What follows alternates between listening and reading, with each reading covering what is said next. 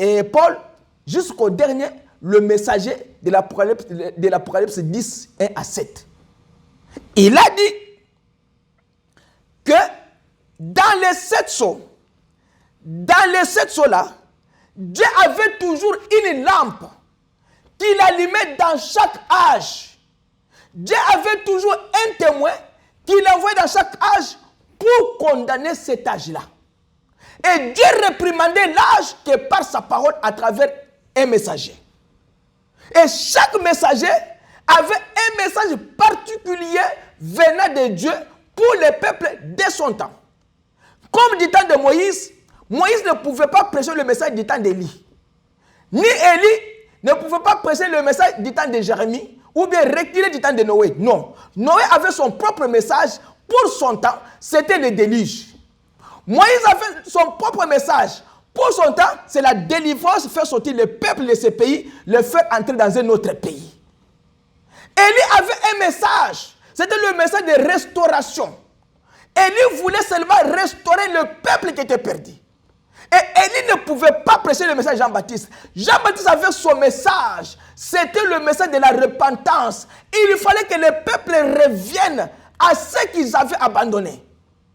C'est comme ça que Irénée avait son message. Et Martin avait son message. Wesley avait son message. Paul avait son message. Et William Branham, Dieu l'a envoyé au dernier temps. Parce que l'âge de la Odyssée pouvait chapeauter tout. Pouvait englober tout. Et pouvait prendre tout ce qui est comme mystère là. Et maintenant révéler au peuple. Le premier sceau qui n'était pas ouvert. Deuxième sceau qui n'était pas ouvert. Troisième sceau qui n'était pas ouvert. Quatrième, cinquième, sixième. Et septième où il y avait silence. Le silence. Dieu devait montrer ça. Que pourquoi ce sceau n'était pas ouvert. Maintenant je dois ouvrir maintenant le sceau. Pour vous montrer quelle est la chose qui est cachée dans le premier sceau. Ce cavalier qui est sorti ici, en noir, il dit quoi? Les cavaliers de couleur pâle. C'est quelle couleur pâle, c'est quelle couleur? C'est le mélange de couleurs telles, couleur noire, couleur jaune, couleur... C'est ce mélange-là. Les cavaliers en couleur blanche, c'est quel cavalier? Ça dit quoi? C'est comme ça que Dieu a révélé au prophète Branham toutes ces choses-là, parce que les choses devaient être... Les choses devaient achever l'œuvre de la révélation de la Bible. Parce que c'est ça, depuis le temps de Daniel, Dieu avait caché ces choses. Dieu avait dit, prends seulement ça, écris seulement, et ne scelle pas. Il vient du temps des gens, il dit, vous allez seulement écrire les sceaux. Et Jean savait ce qui était écrit dans les sceaux. Mais Dieu lui avait dit que ne l'écris pas. Jean avait entendu la voix et l'explication de ces sceaux. Mais Dieu lui avait interdit de ne pas le dire et de ne pas l'écrire. Parce que Dieu avait un prophète réservé au temps de la fête qu'il devait maintenant donner pour faire quoi? Pour faire sortir le peuple du ténèbre qui avait envahi les églises ou la parole du Seigneur. C'est comme ça que le message est venu. Parce que le message est venu, c'est pour nous éclairer sur ce qui était caché. William Branham dit que le mystère caché dans les temps de la fin, c'est une révélation préalablement. C'est Dieu révèle ces choses à son peuple qu'il a choisi avant la fondation du monde. C'est comme ça que le message a été placé. Maintenant, le message, c'est une lumière. Pourquoi le message est une lumière? Parce que d'abord, un messager, c'est qui? Un ange, c'est un messager. La Bible dit, Jean 5, 35. La Bible dit ceci. La Bible dit, Jean 5, 35. Ne dites-vous pas qu'il y a encore 4 mois jusqu'à la moisson? Voici, je vous l'ai dit. Levez les yeux et regardez les champs qui déjà blanchirent pour la moisson. Celui qui moissonne reçoit un salaire et amasse des fruits pour la vie éternelle, afin que celui qui sème et celui qui moissonne se réjouissent ensemble. Ces gens, oui. Alors il dit, je vous ai envoyé moissonner où vous n'avez pas travaillé, d'autres ont travaillé et vous êtes entrés dans leur travail. Je ne sais pas si c'est ça. Non, ça c'est Jean 4. Je vais lire Jean 5, 35. Ça c'est Jean 4. Ok. 35 dit, je vais lire 33 et 35. Vous avez envoyé une délégation vers Jean et il a rendu témoignage à la vérité. Pour moi, ce n'est pas d'un homme que je reçois le témoignage, mais j'ai dit ceci afin que vous soyez sauvés. Jean était la lampe. Jésus dit que Jean était une lampe. Une lampe, c'est quoi? C'était une lumière. Et il dit, qui brille, et qui lui, et vous avez voulu vous réjouir une heure à sa lumière. Jean était un prophète. Jean était un messager annonçant dans Malachie 3. Malachie 3 dit ceci. Jean était annoncé à Malachie 3. Avant de continuer avec le message.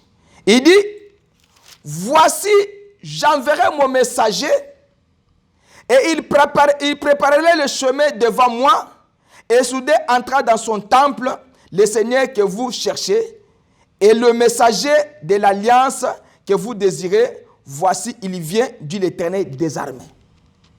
C'est que Jean était le messager là annoncé dans Malachie 3,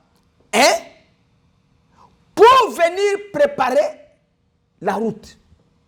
De qui? Du messager de l'alliance qui est le Seigneur Jésus-Christ. Parce que Christ est le messager de l'alliance. Et il avait un message. Et comme Jésus leur dit que Jean était une lampe. C'est que Jean était une lumière. Et vous avez voulu vous réjouir une heure à sa lumière. C'est que vous avez fait tout ce que vous avez voulu pour éteindre cette lumière-là et tuer Jean. C'est que l'homme que Dieu avait envoyé pour préparer le chemin là, de Malachie 3 là, il était la lampe. Et que le message, c'est une lampe. Et le messager, c'est une lampe. Le messager, c'est une lampe. Et le message, c'est une lumière. C'est que le message et le messager, c'est une même personne. Parce que la lampe, la signification de la lampe, et l'objectif d'une lampe quand on l'allume, c'est pour allumer la maison, éclairer l'endroit ténébreux. Et ce qui éclaire l'endroit ténébreux, ce n'est que la lumière. Quand la Bible dit que au commencement Dieu créa les cieux et la terre, et sur la terre il y avait les ténèbres. Dieu dit que la lumière soit, et la lumière fut. Et la terre devait éclairer parce que la lumière a chassé les ténèbres. Comme Jean était une lampe, cette lampe-là c'était le messager. Et la lumière que Jean avait, c'était le message. Ils avaient terri le message que non, toi les messagers, tu ne dois pas prêcher le message. Et vous avez voulu vous réjouir une heure à sa lumière. Vous avez voulu tuer le message que la lampe, le messager, a amené pour que vous puissiez être sauvés. C'est pourquoi Jésus leur a dit, déjà la cognée est mise sous les racines de l'arbre. Et tout arbre qui ne porte pas de bons fruits sera coupé et jeté dans les feux pour l'éternité. Ils ont voulu se réjouir à la lumière des gens. Le message, c'est une lumière. Pourquoi? Parce que la Bible dit dans Matthieu 4,12. Matthieu 4,12, la Bible dit ceci. Écoutez. 4, 12. La Bible dit, Jésus ayant appris que Jean avait été livré et se retira dans la Galilée. Comme ils se sont réjouis une fois à la lumière des gens, ils l'ont capturé, ils l'ont tué. Maintenant, Jésus s'est retiré en Galilée. Il quitta Nazareth et vint demeurer à Capernaum, situé près de la mer, dans le territoire des Zabulon et de Nephtali, afin que s'accomplisse ce qui avait été annoncé par Ésaïe le prophète. Les peuples des Zabulon et de Nephtali, de la contrée voisine de la mer du pays au-delà du Jourdain, et de la Galilée des païens, ce peuple assis dans les ténèbres a vu une grande lumière. Quelle est la lumière que le peuple avait vue? Le peuple avait vu le Seigneur Jésus-Christ. Le peuple avait vu le message que Dieu avait envoyé à travers l'âge de l'alliance qui est le Seigneur Jésus-Christ pour leur prêcher. Parce que la Bible dit que Zabulon et Nephtali, Capernaum situé de la mer dans le territoire de Zabulon et Nephtali, qui était afin que s'accomplisse ce qui avait été annoncé par le prophète.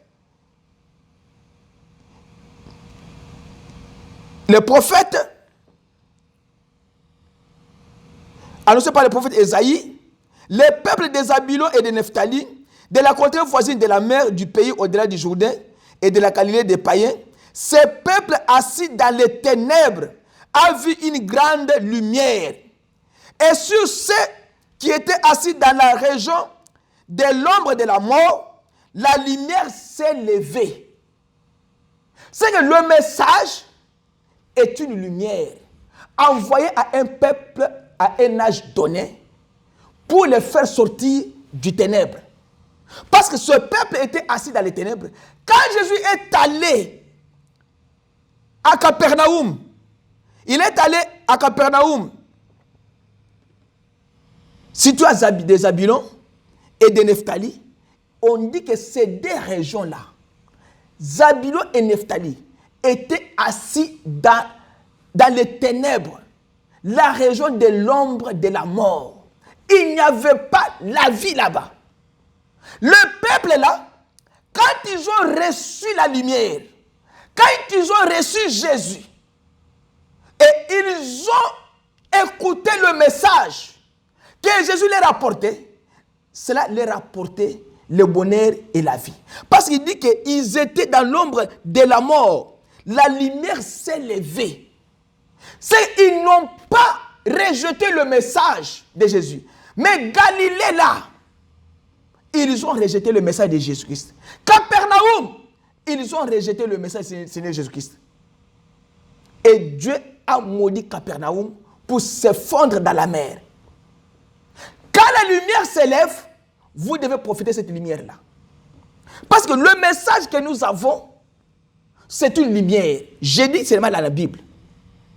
Si cela n'est pas une lumière pour éclairer le peuple assis dans la région de l'ombre de la mort, dans les ténèbres, alors pourquoi l'âge de la Odyssée reste toujours comme ça? Et les gens disent, William Branham, c'est un franc-maçon. William Branham, et la colonne de feu là, et la photo là, c'est faux. Nous savons là où il a tiré ça. Et la commission qu'on a fait donner à William Branham là, c'est du mensonge. Il a fait des fétiches. Tout ça, c'est toi qui le dis. Mais je peux vous dire quelque chose dans la Bible. La Bible dit que tu peux te moquer de Dieu et de Jésus. Mais quand, au dernier jour, vous verrez le Saint-Esprit faire ces œuvres-là, ne vous moquez pas de ça. Quand vous les faites, vous ne serez pas, ou tu ne seras pas pardonné ni dans ce siècle, ni dans les siècles à venir. La photo de William Branham là, ce n'est pas la photo de William Branham. William Branham dit que la photo de l'ange, l'âge de l'alliance là, qui est au-dessus de William Branham là, le Seigneur Jésus-Christ là, les gens appellent ça que ce sont des mensonges. Ils ne seront pas pardonnés. Ce n'est pas moi qui le dis, c'est la Bible. C'est un verset biblique que chacun de nous connaisse. La Bible dit que cette Bible ici, vous ne pouvez pas ni ajouter ni retrancher. Parce que la parole qui est écrite dans la Bible ici, Dieu dit que j'enverrai un prophète. Dieu dit que Malachie 4 viendra. Toi, tu dis que non, c'est faux. C'est que tu as contredit l'Esprit du Seigneur. Tu ne seras pas pardonné ni sur cette terre, ni au ciel, ni dans les siècles ici, ni dans les siècles à venir. Tu ne seras pas pardonné. Parce que ainsi dit le Seigneur, on n'en doute pas, on n'en discute pas, on croit. Dieu ne peut pas dire quelque chose aujourd'hui pour changer après une minute, après 3 jours, après une année, que nous n'avons que libino mawa, Dieu n'est pas comme ça. Dieu, quand il vous dit reste noir, reste noir. Dieu dit que l'homme noir ne peut pas se marier avec l'homme blanc. Croyez, ne le faites pas. Dieu dit qu'un chrétien ne peut pas se marier avec un païen. Il faut le croire, il faut le faire. Le message, Dieu dit que William Branham, il est le dernier messager. Croyez. Si vous ne croyez pas, ferme ta bouche et ne parle pas. Parce que quand vous parlez, et quand vous commencez à critiquer, à parler sur lui, vous parlez contre lui. Vous parlez contre Dieu et non contre l'homme que Dieu a envoyé. Si nous lisons la Bible, Samuel a dit au peuple, Dieu a dit à Samuel, comme il cherche les rois, ce n'est pas toi Samuel qu'on rejette, c'est moi Dieu qu'on rejette. Alors cherche les rois. Alors montre-les les caractéristiques de ces rois-là. Quand vous rejetez le message, vous rejetez la lumière et la lampe que Dieu vous a donnée pour le temps, vous ne rejetez pas l'homme que Dieu a envoyé, vous rejetez Dieu. Et la dernière des choses que Dieu fera, c'est de vous détruire. Parce que Dieu n'a rien à faire avec un pécheur. Dieu n'a rien à faire avec celui qui contredit son prophète. Ils avaient contredit le prophète Moïse. Dieu a dit que Moïse sépare toi avec les camps de ces gens-là. Dieu a ouvert la terre. Ils se sont contredits avec Moïse. Dieu a dit, prends ton bâton, fends la mer. Moïse a fendu la mer, ils ont traversé. Et ils ont voulu marcher dans les traces des enfants de Dieu. Dans la lumière que Dieu avait tracée, cela ne leur avait pas été permis. Et Dieu a dit, Moïse, remets ton bâton. Moïse a remis le bâton, la mer s'est refermée, les gens sont morts. Ce sont des exemples que nos frères doivent savoir quand ils parlent contre le prophète Branham. Si toi tu ne crois pas que le prophète Branham n'est pas prophète, il n'est pas ton prophète à toi, mais il est mon prophète à moi. Moi je le crois que lui, Dieu lui a envoyé avec un message pour que moi, Berthe, je puisse aller dans l'enlèvement. Je crois que Dieu lui a introduit le message afin de me sauver moi. Je dis pas toi, je dis moi personnellement. Parce que le message que nous avons doit être prêché plutôt comme lui, le messager, l'a prêché. Ce peuple ici, c'est comme nous. Nous étions assis dans la région de l'ombre de la mort. On ne savait pas qu'il y a un message ici. Quand moi j'ai reçu le message, j'ai compris que ça c'est la vérité. Mais comme toi tu as reçu le message, tu ne comprends pas que c'est la vérité, mais ça c'est ton problème. Mais moi je te dis que le message c'est la vérité. Parce que ce message, c'est une parole pure et inspirée de l'Éternel. Comme Dieu a inspiré toute écriture biblique, Dieu aussi a inspiré chaque citation de ce message. Parce que William Branham n'a pas parlé de lui-même. Il a parlé du Seigneur Jésus-Christ qui lui a donné le message. Et le frère dit d'autres choses sur l'ange qui apparaît à Branham. Oui, l'ange là a visité William Branham le 7 mai 1946. Et cet ange lui a dit que je serai avec toi quand tu partiras. Et chaque fois que William Branham faisait des prédications, où il commettait une erreur, le Saint-Esprit descendait et lui corrigeait. Chaque fois quand il priait pour les malades, la même colonne de feu qui avait rencontré William Branham les suivait partout dans le monde. Et elle était avec William Branham partout où il marchait. C'est comme ça que William Branham disait, j'attends qu'il vienne. Et les gens avaient des doutes. Mais il y avait des témoins. il y avait son fils Billy-Paul qui avait vu l'ange. Il y avait Meda, sa femme, qui avait vu l'ange là. Meda a dit que je l'ai vu pour la première fois sur l'estrade. Et William Branham dit que quand Meda avait 12 ans, en 1933, Meda avait 12 ans, quand la colonne de feu descendait sur la rivière Oyo, Meda était là à 12 ans. Meda a entendu la voix, a vu la lumière, mais n'a pas entendu, a entendu la voix, mais n'a pas vu la lumière. Non, a vu la lumière, n'a pas entendu la voix. Maintenant, il y avait les autres personnes qui avaient vu et la lumière, entendu et la voix. Mais William Branham l'a marié plus tard. Et Meda a dit, Bill, quand tu es monté sur l'estrade là, je l'ai vu venir pour la première fois. Et vous pouvez dire qu'il n'y avait pas de témoins. Il y avait des témoins que l'ange là était avec William Branham, certainement. Il y avait des gens. Il y avait même un pasteur. William Branham dit qu'il y avait un ministre qui l'avait vu. Mais il lui a aveuglé et il lui a troublé sa mentale. Mentale naïe et baby parce qu'il ne veut pas être permis de le voir. Frère, ce message a une puissance. Ce message, c'est l'avertissement pour le peuple. Dieu est venu nous avertir. Dieu est venu nous dire que tenez bon. Vous allez vaincre le combat. Dieu nous a dit que au dernier jour, c'est le message.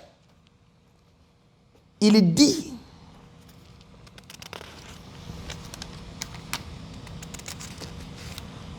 j'ai vu un autre ange puissant qui descendait du ciel, enveloppé d'une nuée au-dessus de sa tête, et était l'arc-en-ciel, et son visage était comme le soleil, et ses pieds comme de la colonne de feu. Il tenait dans sa main un petit livre ouvert. Il posa son pied droit sur la mer et son pied gauche sur la terre. Il cria d'une voix forte, comme rugit un lion quand il cria. Ces tonnerres firent entendre leur voix. Quand les sept tonnerres eurent entendre leur voix, j'allais écrire, mais j'ai attendu du ciel une voix qui disait, c'est ce qu'on dit. C'est que Jean avait écouté ce que dit le tonnerre. Mais Dieu lui a dit que celle n'écrit pas. Cela est réservé au dernier jour. Parce que quand nous parlons maintenant contre William Branham, vous devez avoir des arguments solides de nous convaincre, nous, que ce que la Bible dit ici, toi tu as la révélation en toi, moi tu as ta révélation là. Parce que nous savons ici que Dieu a dit à Jean, non, j'ai entendu du ciel une voix qui disait, c'est ce qu'on dit. Laissez sonner, ne les écris pas. C'est que Jean avait entendu. Dieu a dit, n'écris pas. Parce que si tu écris, c'est qu'il n'y aura pas un septième messager qui viendra. Maintenant, comment un septième messager va venir? Il dit que l'ange que je voyais debout sur la mer et sur la terre, leva sa main droite et vers le ciel, et il jura par celui qui vit au siècle des siècles, qui a créé les cieux et la terre, qui s'y trouve, la terre et ce qui s'y trouve, et la mer et ce qui s'y trouve, qu'il n'y aurait plus de délai. Mais qu'au jour de la voix du septième ange, ça veut dire, septième ange, donc il y avait sixième ange, il y avait cinquième ange, il y avait quatrième ange, il y avait troisième ange, il y avait deuxième ange, il y avait premier ange. S'il y a septième ange, donc il y avait les anges avant lui. Alors, quand il sonnerait de la trompette, quand le message sera prêché, les trompettes là, ou la trompette là, c'est le message. Ce n'est pas la trompette comme ça qu'on vient, non.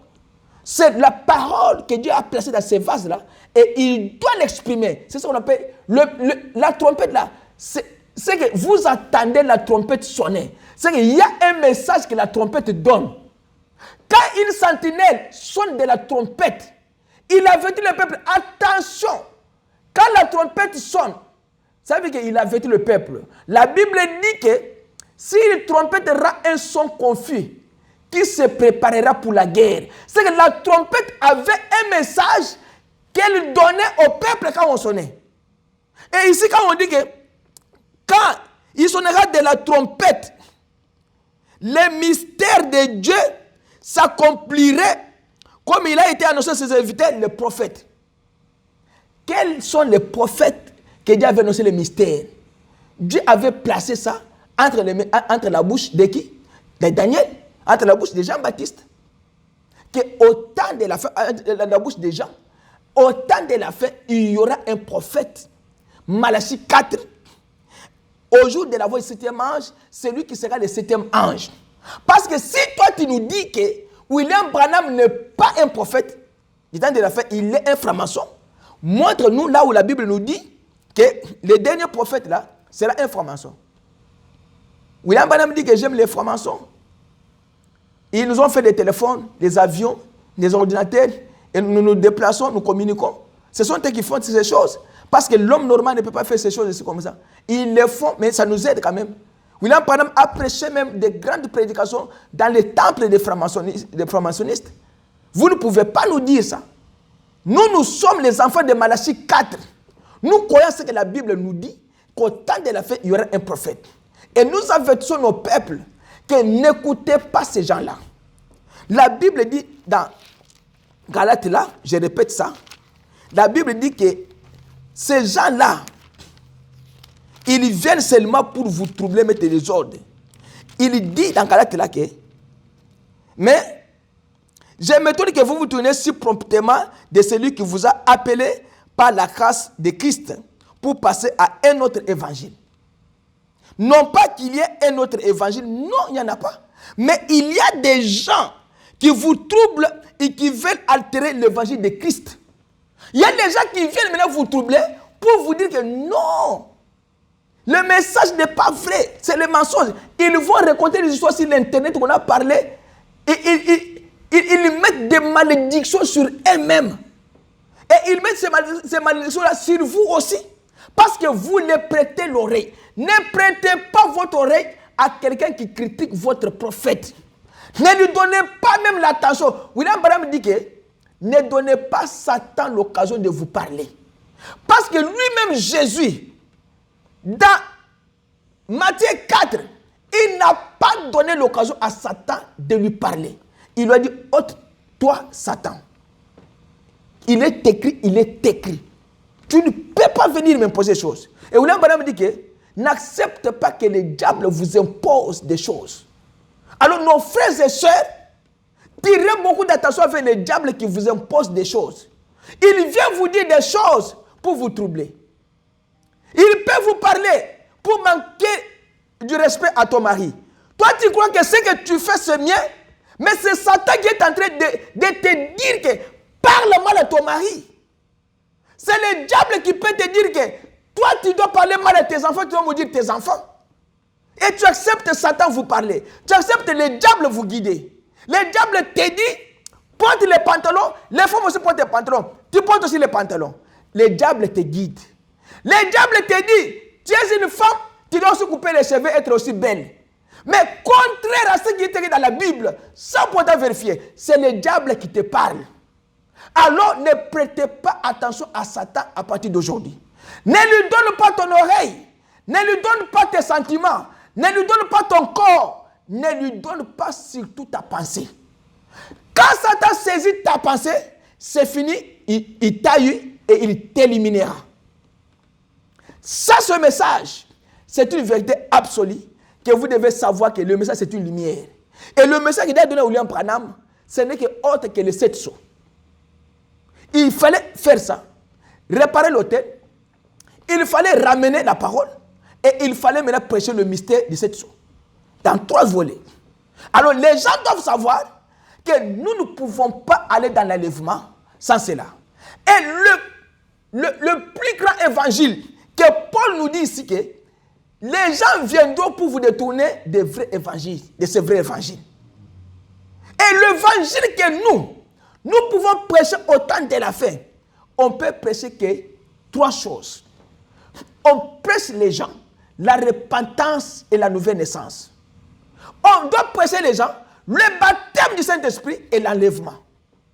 On ne peut pas prêcher de prédication. On ne peut pas prêcher le mystère. William Branham a déjà prêché le mystère. Il nous a laissé le message. Maintenant, nous montrons aux gens que l'objectif principal que Dieu a ouvert les sceaux, c'est pour l'enlèvement. Parce qu'il dit dans la Bible qu'on joue de la voix du 7e ange. Dès que la trompette sera sonnée, ça sera la fin. C'est l'enlèvement. Et qu'est-ce que nous prêchons aux gens? Nous voulons avoir beaucoup de gens dans l'église, mais nous les prêchons quoi? Prêchons la repentance et la nouvelle naissance. Au peuple de Dieu, ils doivent se préparer. Ils doivent préparer leur autel. Quand l'autel est préparé bien, le feu descendra. Le Saint-Esprit viendra pour consumer ce qui est dans l'autel. Et quand le feu consume ce qui est dans l'autel, après quoi? C'est la victoire sur l'ennemi et c'est l'enlèvement. Voilà ce que nous pouvons prêcher au peuple de Dieu. On ne peut pas prêcher notre évangile que ça dans ce temps de la fin. On ne peut pas prêcher les gens, venez, donnez la dîme, donnez les offrandes. Non. La dîme, c'est instauré dans la Bible. La dîme, c'est un système biblique parlé par Dieu lui-même. Mais ce n'est pas ça notre prédication en train de faire.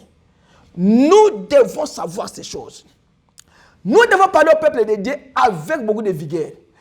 Quand vous avez ces gens-là qui viennent comme ça, la Bible dit que vous ne pouvez pas les recevoir même dans votre maison. Ne les recevez pas.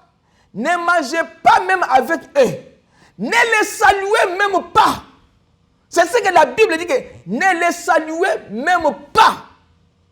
Ne le faites pas entrer même dans votre maison et ne mangez pas avec ces gens-là sur la même table. Épargnez-vous de ces gens-là. Chassez-les de votre maison. Qu'ils ne viennent plus jamais dans votre maison. Et vous devez savoir, un chrétien a sa propre décision pour sa vie éternelle. Un chrétien a sa propre décision pour son âme. Dieu a dit à travers le canal d'un prophète Josué, veillez sur vos âmes. Veillez sur vos âmes. L'âme de ton mari, l'âme de ta femme, l'âme de tes enfants, veillez sur vos âmes. C'est un foyer. Quelqu'un qui vient comme ça et qui détruit votre foyer et c'est fini. Ce n'est pas comme ça. Vous devez prendre la position de la parole. Parce que quand vous prenez la position de la parole, Satan fuira loin de vous. Ne lui permettez pas et ne lui prêtez pas ton oreille de te parler. Pas même une fois. Chassez cet homme de votre maison. Chassez cette femme-là qui vous trouble et trouble votre famille de votre maison. Dans votre vie, que ce soit le message, la parole, que ce soit le prophète Branham, le message qui est la lumière et la lampe qui est votre le Seigneur Jésus-Christ, c'est la lampe qui allume le monde entier. La grande colonne des faits qui s'est mouvée au-dessus des eaux, qui a dit les impudiques ne peuvent pas bénéficier de cette lumière. Les impudiques, non. Disons, pour terminer, les impudiques, non, ce n'est pas pour eux. Les ivrognes, ce n'est pas pour eux. Les charlatans, la lumière, la colonne de feu qui est sur la photo là, ce n'est pas pour lui. Les gens qui critiquent, cette lumière ne vous concerne pas. Les gens qui parlent mal de ces messages, la lumière là n'est pas pour vous. Au commencement était la parole. La parole était avec Dieu, et la parole était Dieu, elle était au commencement avec Dieu. Toutes choses ont été faites par elle, et rien de ce qui a été fait n'a été fait sans elle. Elle était la vie, et la vie était la lumière des hommes. Cette